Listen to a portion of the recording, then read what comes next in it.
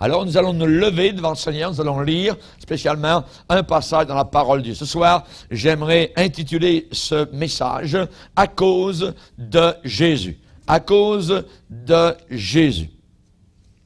Alléluia. Éphésiens chapitre 4 et nous allons lire le verset 31 et 32.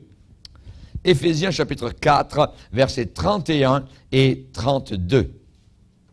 J'aimerais aussi vous annoncer que dans très peu de temps, les mercredis où je prêcherai, nous allons commencer un nouveau cours, un cours biblique qui va durer quasiment presque 1 an.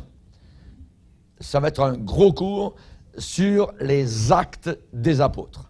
Nous allons passer au travers de tous les actes des apôtres, du début à la fin. On prendra notre temps, voyez, et je suis en train de préparer donc cela, alors que le Seigneur puisse nous aider. Et vous allez avoir à la fin de ceux qui seront présents une petite feuille donc de questions, comme vous avez l'habitude. Mais ça sera léger cette fois-ci, ce ne sera pas lourd avec 4-5 pages ou 30 questions. Non, ça va être peut-être juste une quinzaine ou une dizaine de questions donc à la fin de ce cours sur les actes des apôtres. Ça sera les mercredis, mais je suis en train de préparer ça.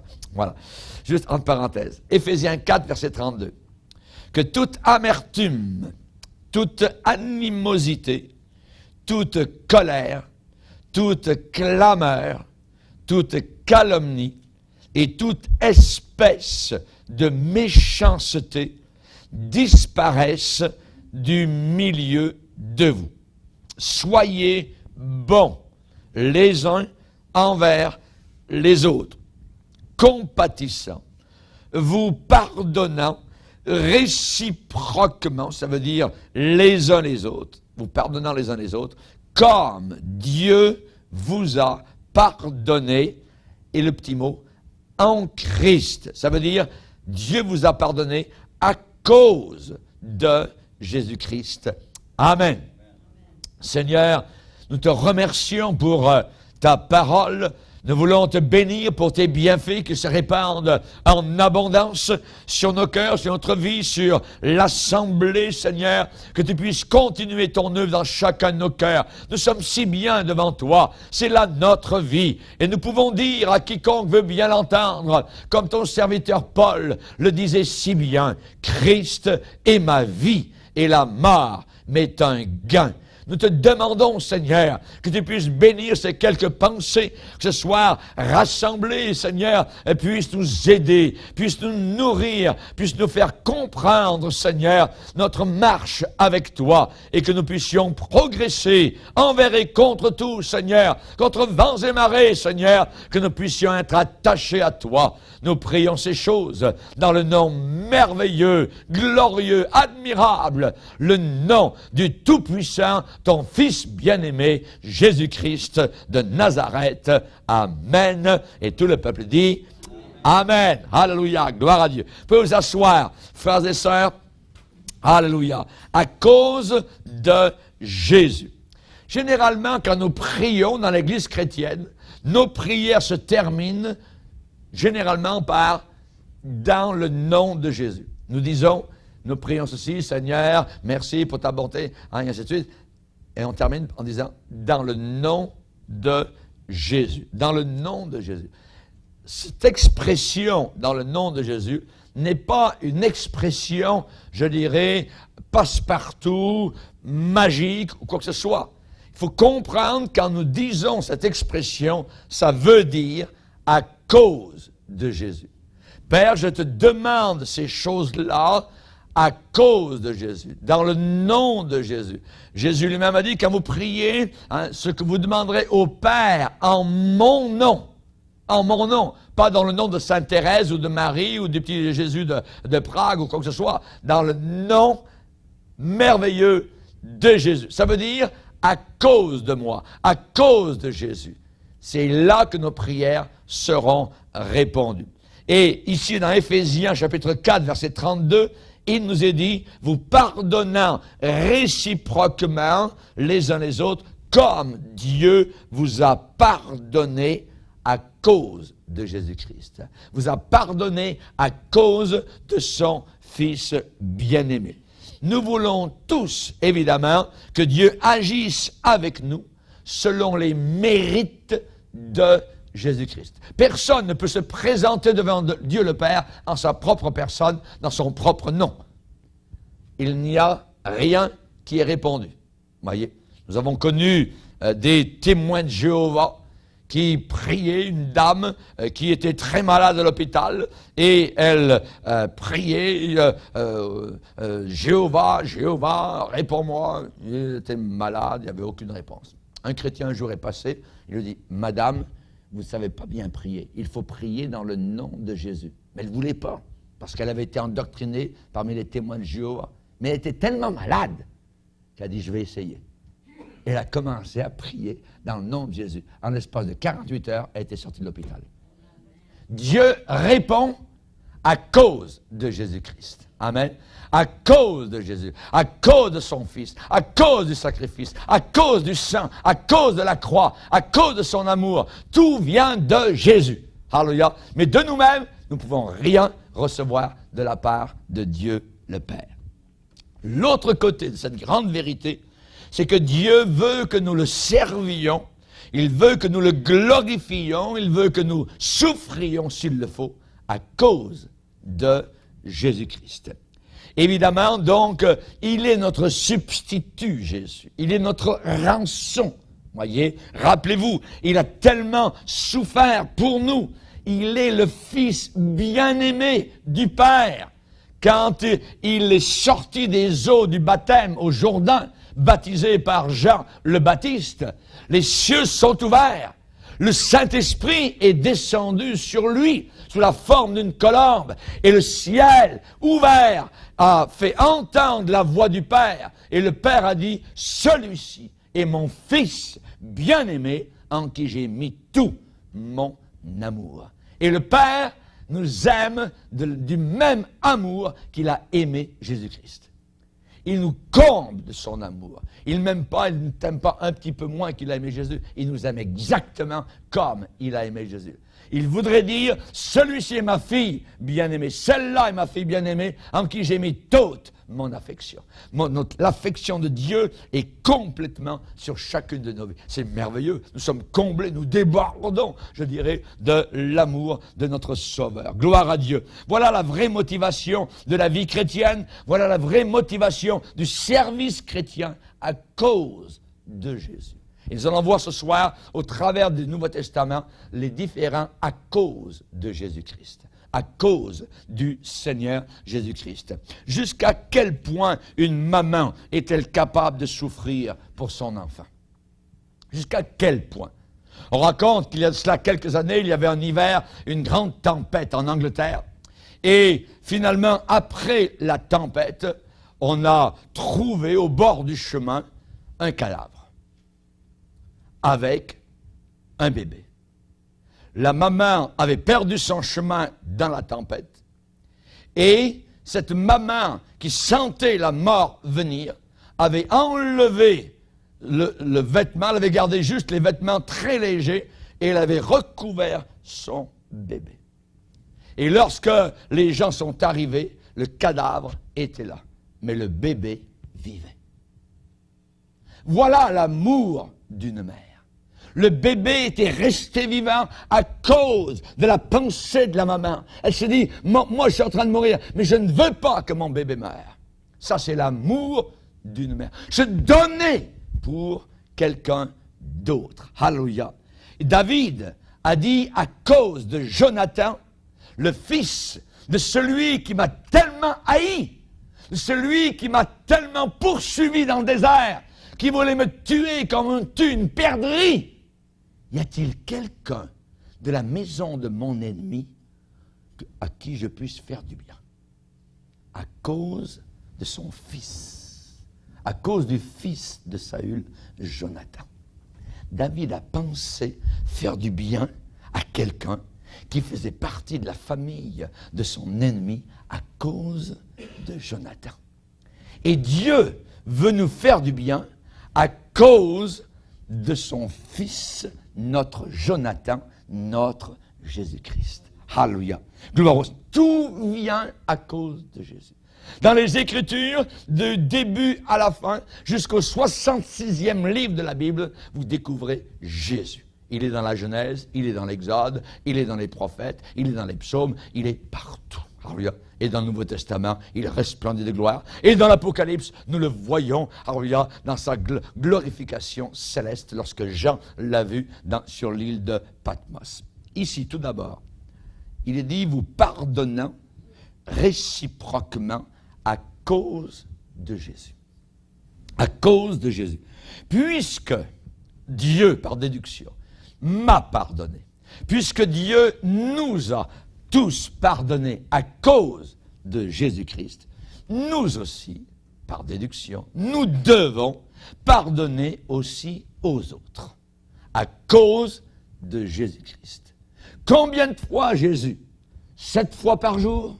Non, Pierre, mais 7 fois, 7 fois. Ça veut dire environ plus de 490 fois par jour. Ça veut dire, il faut que tu pardonnes toujours. Il faut que tu pardonnes toujours. Ça ressemble tellement à Jésus-Christ. Amen. D'avoir compassion, d'avoir miséricorde, d'avoir un cœur prêt à bénir, d'avoir un cœur prêt à pardonner. Et la Bible dit, soyez donc miséricordieux comme votre Père est miséricordieux. Il est miséricordieux. Si ce n'était pas de sa miséricorde, je ne serais pas là en train de vous prêcher et vous ne seriez pas là en train de m'écouter. C'est par la miséricorde de Dieu. Dans Colossiens, on nous dit alors, ainsi comme des élus de Dieu, des choisis, je dirais plus des choyés de Dieu, bien-aimés, revêtez-vous d'entrailles de miséricorde.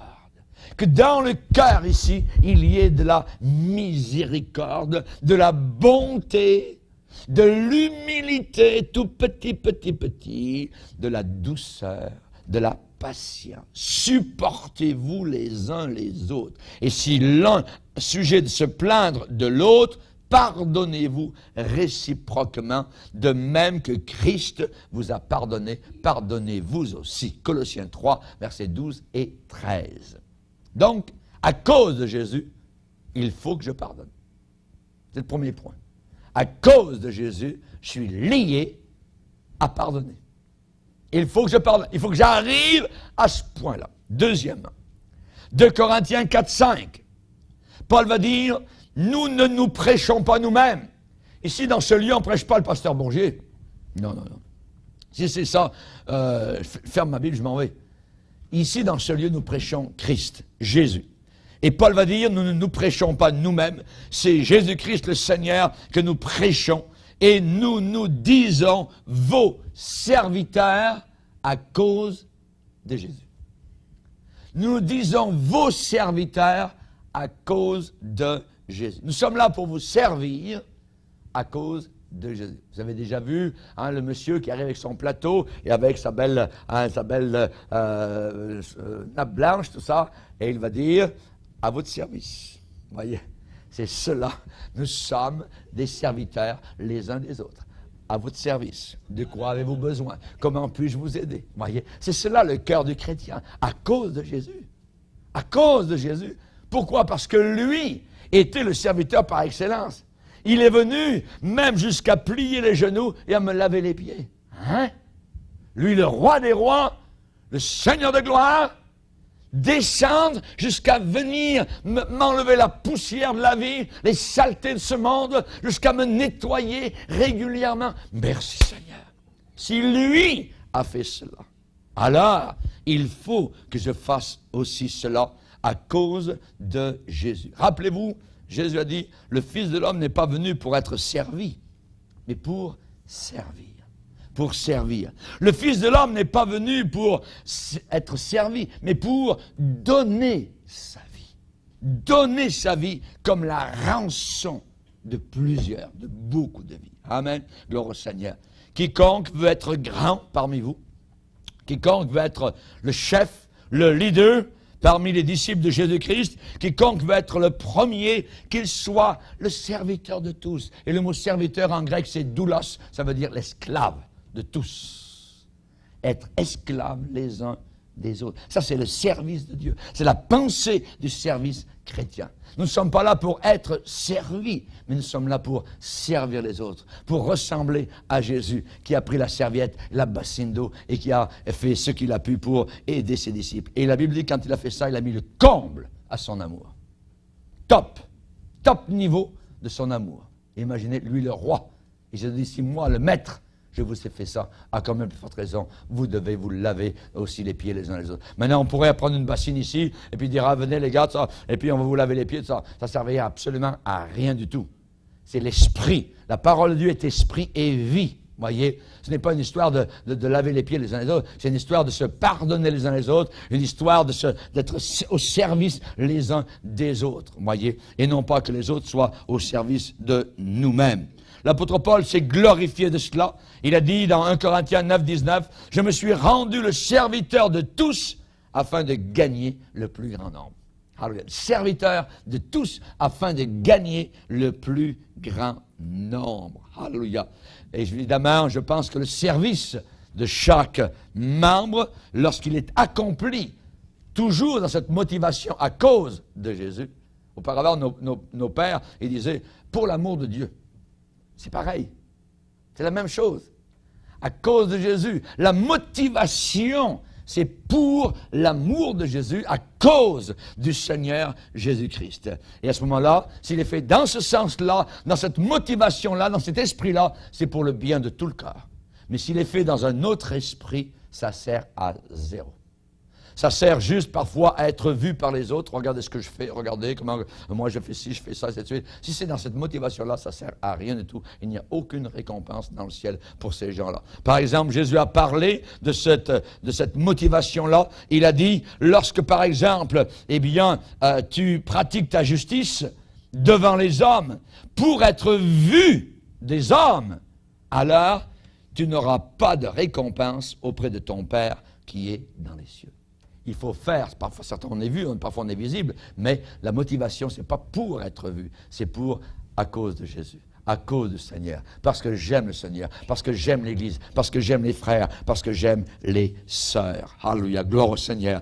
Et ceux qui font quelque chose pour uniquement plaire aux hommes, ils n'ajoutent absolument rien du tout au perfectionnement, à la maturité de l'assemblée ou du corps de Jésus-Christ. L'apôtre Paul disait aux Galates, est-ce que je cherche à plaire aux hommes?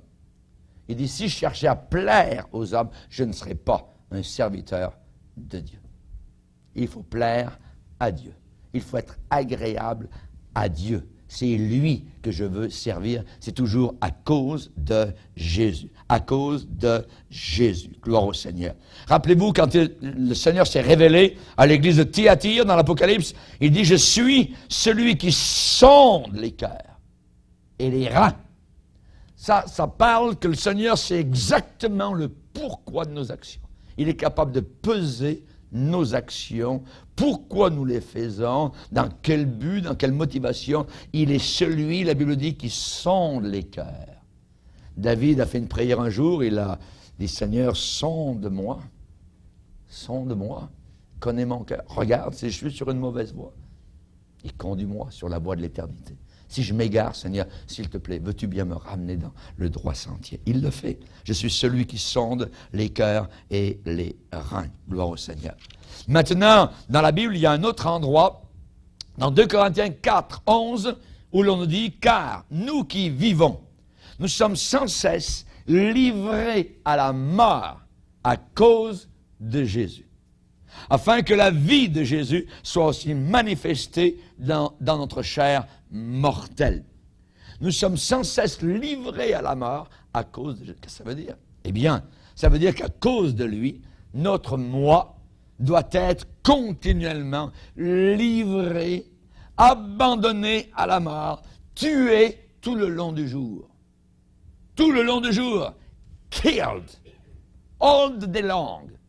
Notre moi doit mourir par des actions. Nous ne voulons pas de ces actions-là qui nous font mourir, qui nous mortifient. Mais le Seigneur les permet, justement, pour que nous puissions croître, pour que nos yeux se tournent vers le haut et non pas vers le bas de la terre. Paul a dit, nous sommes sans cesse livrés à la mort à cause de Jésus. Pourquoi? Afin que, le but de ça, afin que la vie de Jésus-Christ, qui est maintenant évidemment glorifiée, que sa vie à lui, eh bien, puisse être révélée, manifestée, visible en nous. Il y a des gens à qui on parle, on dirait qu'on parle à Jésus. Vous voyez? Il y en a d'autres, on dirait qu'on parle au diable. Il y en a qui nous réchauffent, il y en a qui nous glacent. Il y a toutes sortes de monde, vous voyez? Mais quand quelqu'un a un cœur brisé, quand quelqu'un aime Jésus, quand quelqu'un a tant pleuré et qui commence à aimer Jésus, à parler de Jésus, on dirait que c'est Jésus lui-même qui nous parle. Je me rappelle, moi, juste un jour, j'étais dans un camp. Ici, dans le temps, il y avait un camp à Montfort. J'étais étudiant à l'école biblique. Et je me rappelle, j'avais été faire un tour, justement, à ce camp d'été, où il y avait des prédicateurs, tout ça. Et il y a un frère qui enseignait à l'école biblique où j'étais. Et juste sur le campus du camp, en parlant, discutant, après la cafétéria, je ne sais pas exactement, juste, il a posé sa main autour de moi. Vous savez quelle a été ma réaction? C'est exactement comme si Jésus avait mis sa main autour de moi. Je me suis mis à brailler comme un bébé. Je ne voulais pas le faire devant lui. Je suis allé ensuite dans la grange. Je me suis mis dans mon lit et j'ai mis le drap sur moi et j'ai pleuré comme un bébé. C'est comme si Jésus avait mis le bras autour de moi. Le frère McLean, qui était un véritable homme de Dieu. Vous voyez? Je bénis le Seigneur pour ces hommes, vous voyez, qui sont remplis du Seigneur. Quelqu'un de merveilleux, de doux, de brisé, tout ça. Puis quand il nous enseignait, c'était merveilleux. Alléluia. Que Dieu soit béni. On a besoin de voir Jésus au travers de mon frère, au travers de ma sœur. Alléluia. Et ce sont seulement, uniquement, ceux qui sont sauvés par le sang de Jésus qui peuvent, évidemment, perdre leur vie sur la terre. La perdre notre vie à cause de lui. À cause de lui. Celui qui conservera sa vie la perdra. Celui qui la perdra à cause de moi la retrouvera. À cause de moi la retrouvera. Est-ce que tu es en train de perdre ta vie? Est-ce que tu sens qu'il y a une perte? Si c'est ça, merveilleux. Gloire à Dieu, c'est dans le bon sens. Amen. Il faut perdre pour retrouver. Aujourd'hui, les gens veulent garder. Celui qui garde n'a rien. Celui qui abandonne, celui qui lâche, celui qui livre sa vie, celui qui perd, à cause de moi, la retrouvera dans l'éternité. Gloire au Seigneur. Et parfois, cette tristesse semble très douloureuse, comme un coup de mort qui nous arrive. Ça peut parfois même faire peur. C'est terrible, vous voyez, à cause de cet abandon complet du moi. Seigneur, où est-ce que je vais me ramasser? Qu'est-ce qui va m'arriver, Seigneur? Je m'abandonne complètement entre tes mains. Rappelez-vous qu'il y a un œil tout-puissant qui veille sur vous, qui va vous guider, qui va vous garder dans le droit chemin. Alléluia. À Smyrne, les chrétiens étaient persécutés. Et le Seigneur est venu vers eux, leur a dit, voici ce que dit le premier et le dernier, celui qui était mort et qui est revenu à la vie. Je connais ta tribulation, ta pauvreté et les calomnies de ceux qui se disent chrétiens, enfants de Dieu, et qui ne le sont pas. Donc, à cause de Jésus, ces gens-là souffraient. Ces gens-là étaient dans l'épreuve. Ces gens-là vivaient une petite vie bien migueux. C'était vraiment très, je dirais, spartiate, régime spartiate. Vous voyez, ça veut dire pas grand-chose. Mais le Seigneur dit, je connais ta pauvreté, bien que tu sois riche. Il y a eu l'Église à qui le Seigneur a dit, je sais que tu es riche, mais tu es pauvre. Il a dit le contraire. Vous voyez. Donc, nous avons besoin d'avoir, évidemment, la richesse du Seigneur. Rappelez-vous qu'il y a des martyrs qui sont allés jusqu'au fumet du bûcher à cause de Jésus-Christ. À cause de Jésus-Christ. Certains ont fait face à l'épée. Certains ont fait face au bûcher. Certains ont fait face au fagot. Et on y mettait le feu. Et ça commençait à craquer. Et ils étaient attachés sur un poteau. À cause de Jésus-Christ. À cause de Jésus-Christ. Il y en a qui ont été noyés à cause de Jésus-Christ. Et ils sont entrés dans le repos de gloire. Ils n'ont pas lâché. Jusqu'à la fin, ils sont restés fidèles au Seigneur. Alléluia. Rappelez-vous, Paul a dit, j'ai combattu les fauves à Éphèse. Les fauves n'étaient pas spécialement des animaux, mais c'était les hommes qui voulaient le lyncher, le tuer littéralement. L'aréna du centre-ville d'Éphèse, pendant 2 heures, ils ont crié « Grande est la Diane des Éphésiens !» Aujourd'hui, ils crieraient « Gloire à Marie, gloire à Marie !» À peu près la même chose. Mais Paul, il voulait le lyncher, littéralement, parce qu'il venait prêcher l'évangile de gloire. Et qu'ils ont vu que, possiblement, leur commerce avec les petits temples qu'on vendait de la déesse qui était à Éphèse, et il y avait des prêtresses dans ce temple-là qui étaient des prostituées du temple. Et les hommes allaient offrir des sacrifices à la déesse en se prostituant avec des femmes payées par le temple. Quand Paul est arrivé, mais il arrive en plein enfer, il plante le drapeau de l'Évangile. Toute la ville s'est levée contre l'apôtre Paul. Les démons étaient déchaînés. Il a réveillé l'enfer. Il a dit à Éphèse, j'ai combattu les fauves. Certainement, mais Dieu a préservé sa vie. Que Dieu soit glorifié. Jean a été emmené sur l'île de Patmos. Je vais vous en parler dans quelques temps vis-à-vis de cela. Dans un camp de concentration. Et c'est là qu'il a, rappelez-vous, la révélation de l'Apocalypse, révélation de Jésus-Christ, révélation des événements de la fin des temps. Et il va dire dans son témoignage, au début du livre justement de l'Apocalypse, il dit « J'étais dans l'île appelée Patmos à cause, la raison, à cause de la parole de Dieu et à cause du témoignage de Jésus. » Voilà la raison pour laquelle j'ai été dans un camp de concentration.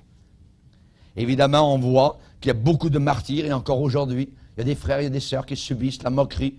Parfois, certains perdent leur héritage matériel, certains perdent leur réputation, certains perdent leur vie parce que Jésus, il l'aime, parce que c'est à cause du Seigneur Jésus-Christ. Mais la Bible dit, si nous souffrons avec lui, nous régnerons aussi avec lui.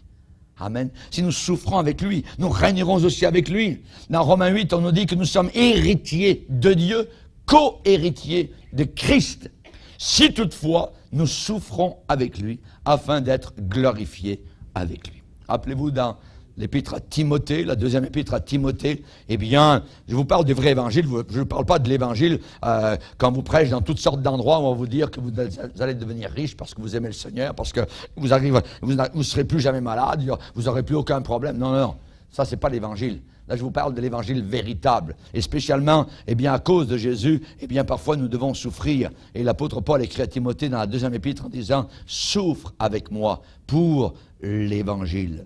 Il va dire encore « À cause de cela, je souffre ces choses, mais je n'en ai point honte ». Il va dire encore, un peu plus loin, il dit « Mon évangile, pour lequel je souffre, jusqu'à être lié comme un vaurien, comme un malfaiteur ».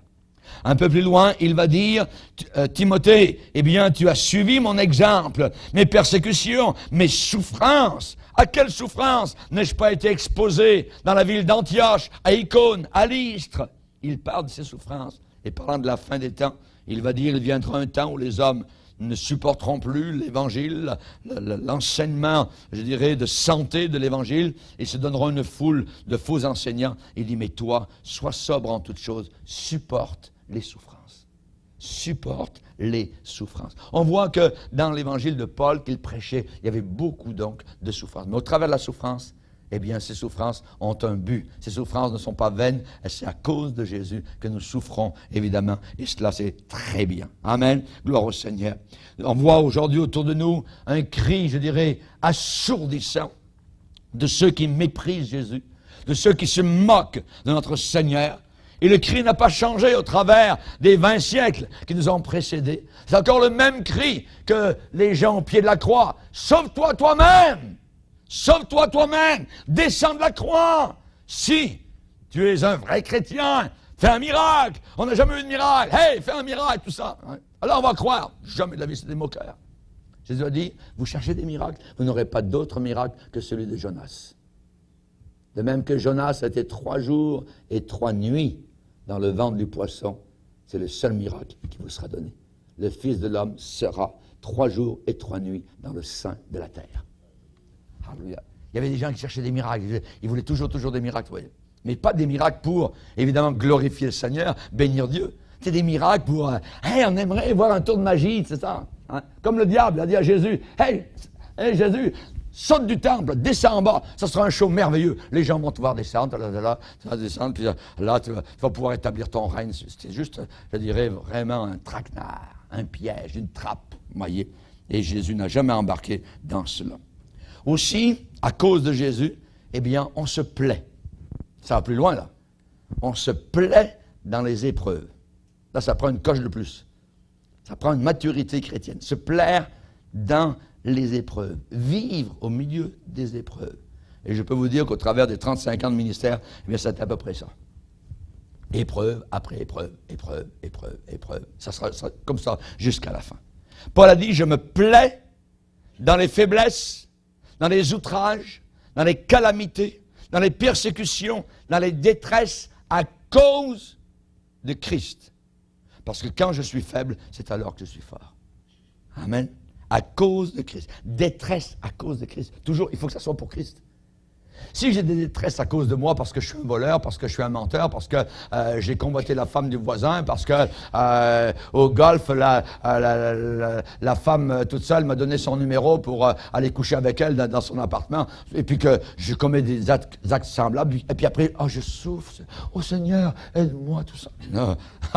ça sert absolument à rien du tout. Vous êtes complètement à côté de vos pompes. Vous marchez à côté de vos souliers. Lisez avec moi dans la parole de Dieu, dans l'épître de Pierre. Dans l'épître de Pierre.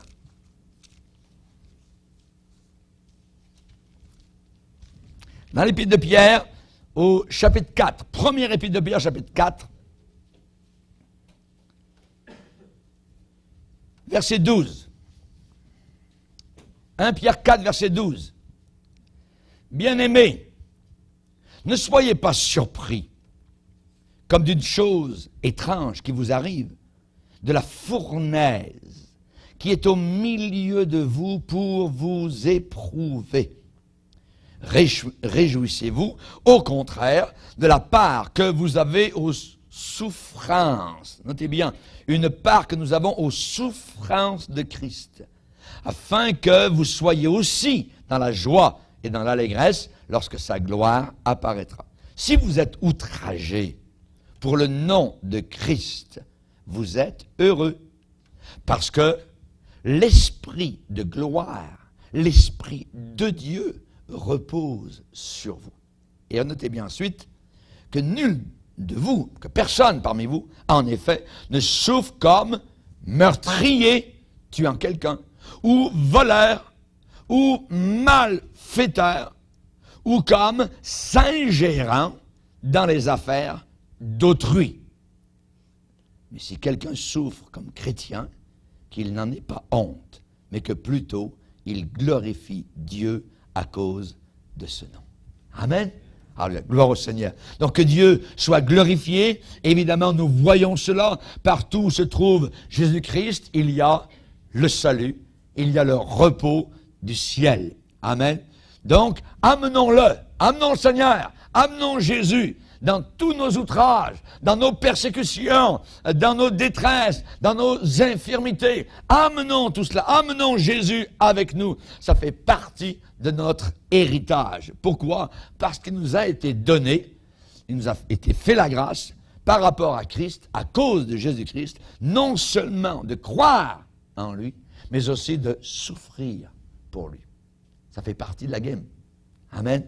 Aussi de souffrir pour lui. Paul a dit, à cause de cela, je souffre ces choses. Et quand Ananias, le pasteur de Damas en Syrie, est venu voir Saul de Tarse, parce que le Seigneur lui a dit, tu vas aller prier pour ce gars-là. Et lui a dit, mais non, je ne peux pas aller prier pour lui, c'est un tueur, tout ça. Le Seigneur a dit, oui, je l'ai choisi. Toi, tu ne l'aurais pas choisi, moi je l'ai choisi, et il va aller porter mon nom vers toutes les nations, et je vais lui montrer ce qu'il devra souffrir pour mon nom.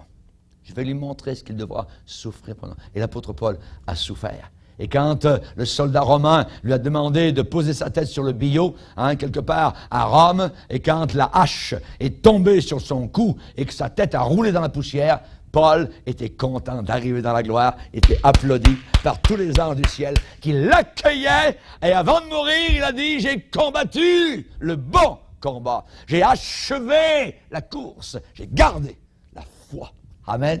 Et la couronne de justice lui était réservé. Que d'injustice sur la terre vis-à-vis de l'apôtre Paul. Mais la couronne de justice lui avait été réservée. Aussi, un autre à cause de moi. Dans Romains 15, verset 30, à cause de Jésus, qu'est-ce que nous faisons? Nous combattons dans la prière.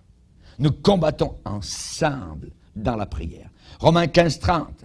Je vous exhorte, frères, à cause de notre Seigneur Jésus-Christ, par l'amour de l'Esprit, à combattre avec moi en adressant à Dieu des prières en ma faveur. Alléluia. Vous savez, comme chrétien, on peut différer sur certains points secondaires. On peut avoir des opinions différentes sur plusieurs choses. Mais il y a une chose sur laquelle on peut être d'accord. C'est qu'à cause de Jésus-Christ, nous allons prier les uns pour les autres. Amen. Nous allons prier les uns pour les autres. C'est vrai qu'il existe des bosses, affreuses. Il y a des crochets, parfois, qui sont très laids, des crocs en jambes, parfois, vous voyez.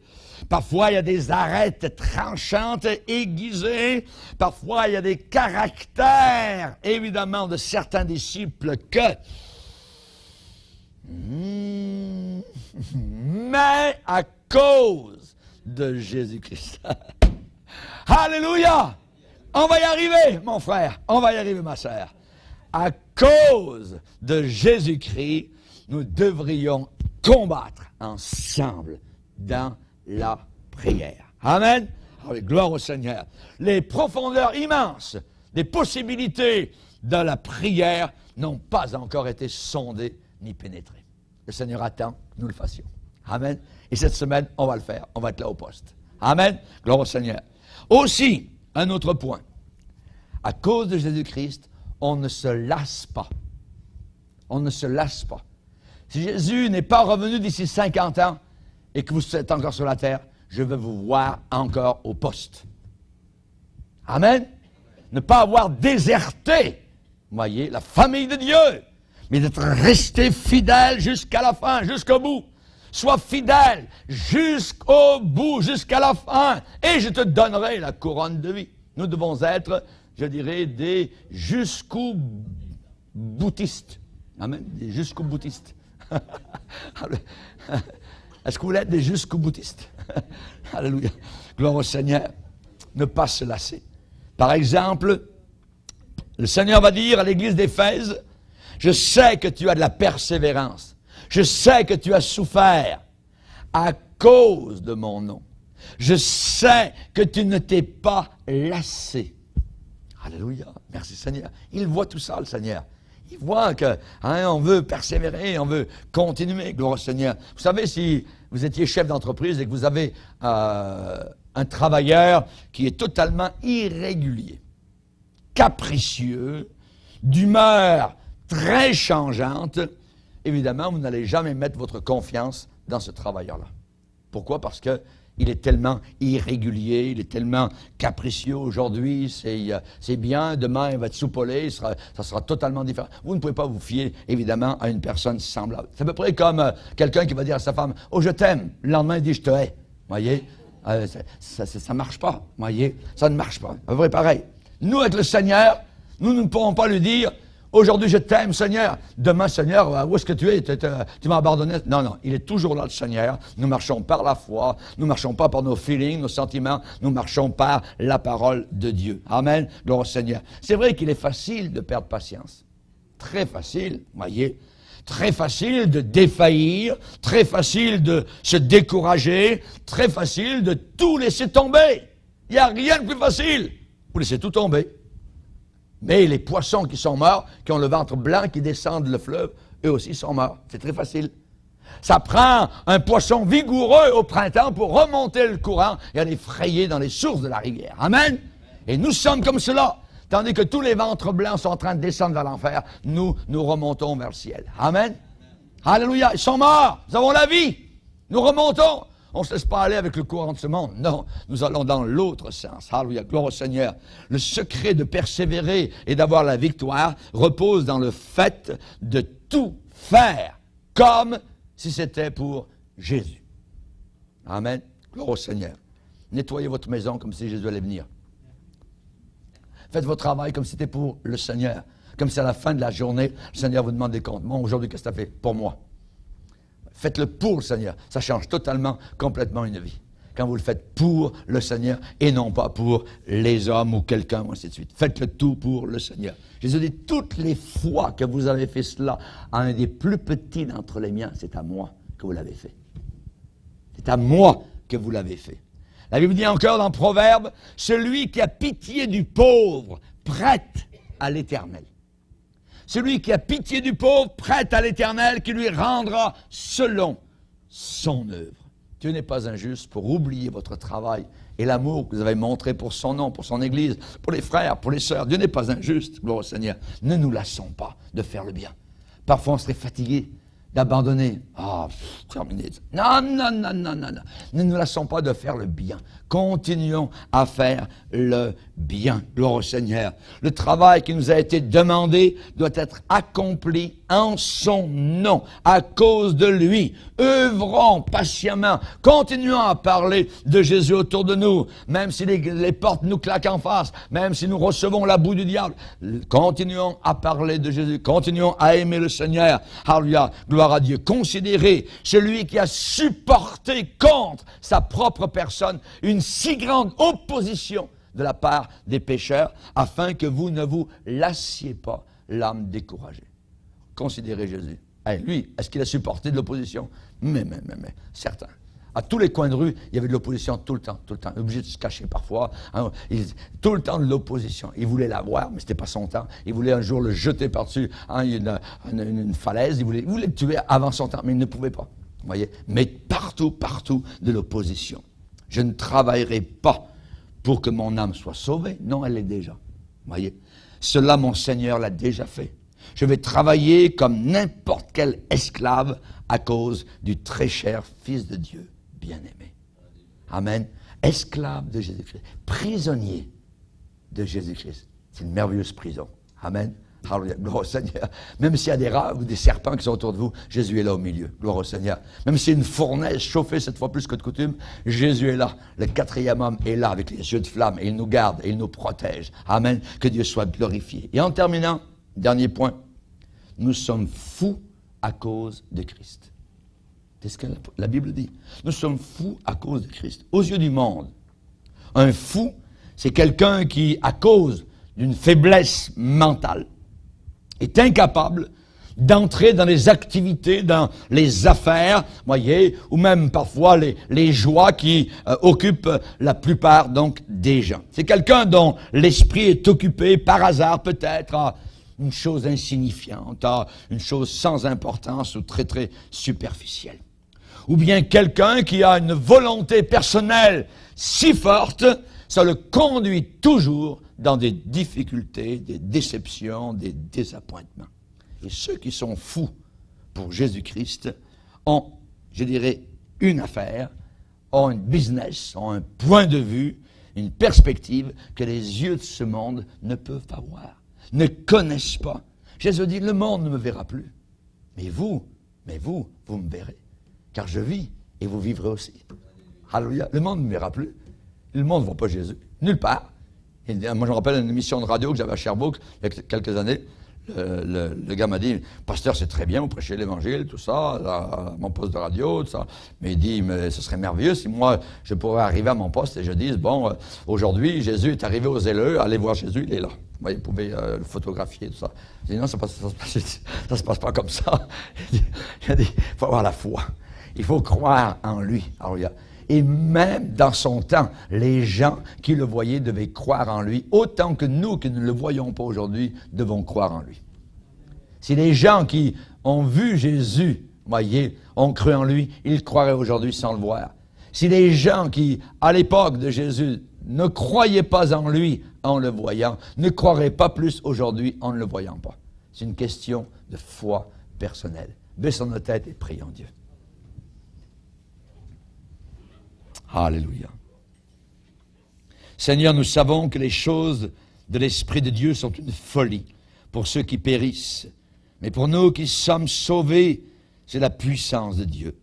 Te demandons spécialement ce soir, Seigneur, de bénir chacun de tes enfants, de nous fortifier dans la foi, nous encourager et de faire notre travail, Seigneur, à cause de toi, comme si c'était pour toi que nous le faisons. Nous te bénissons, Seigneur, si à cause de toi nous sommes mis à mort, nous sommes regardés comme des brebis destinées à la boucherie, Seigneur, mais à cause de toi, nous allons nous pardonner réciproquement. À cause de toi, nous allons être serviteurs les uns des autres. À cause de toi, il est vrai, Seigneur, nous sommes sans cesse livrés à la mort. Mais cependant, Seigneur, tu es avec nous dans nos épreuves. Veuille ce soir, Seigneur, fortifier ton enfant qui passe peut-être dans une vallée de Baca.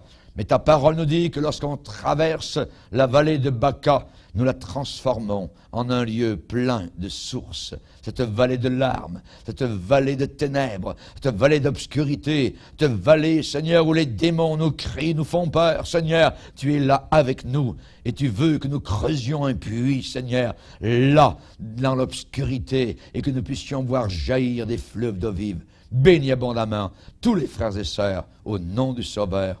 Amen. Et tout le peuple dit Amen. On va se lever ensemble en terminant.